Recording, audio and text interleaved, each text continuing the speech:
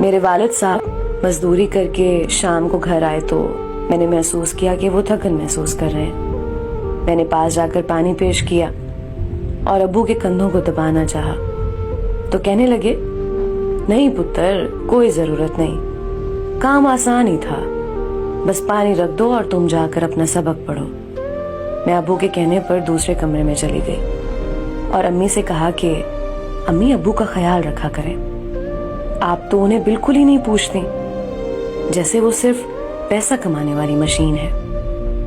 امی نے منہ چڑھایا اور کہنے لگیں، تو میں کون سا گھر میں فارغ رہتی ہوں، میں بھی تھک جاتی ہوں اور سارے مرد پیسہ ہی تو کماتے ہیں، تیرے باپ نے کوئی انجینئرنگ تھوڑی کر رکھی ہے جو گھر بیٹھے کام کر سکتا ہے۔ میں امی کی بات سن کر حیران ہو کر اپنے کمرے میں چلی گئی اور سوچنے لگی کہ میرے گھر میں جو کھانے پینے کا سامان آتا ہے وہ ایک ایسا شخص لاتا ہے جس نے کبھی تھکن محسوس نہیں کی، اور اس کی بیوی اسے پانی دینے کو تیار نہیں۔ مجھ سے رہا نہ گیا، میں ابو کے کمرے میں گئی۔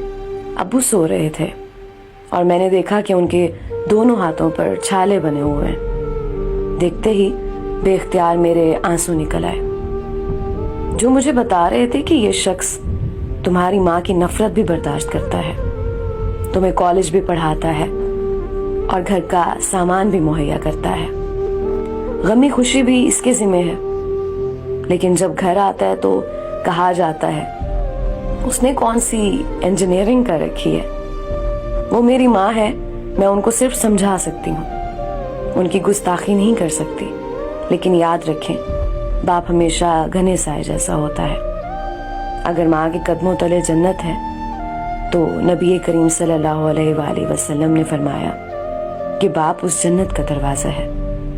اپنے جیتے جی والدین کی خوشی کا باعث بن جائے، ان کی عزت کا خیال رکھیں، مرنے کے بعد آپ کے آنسو ان کے کسی کام نہیں آئیں گے۔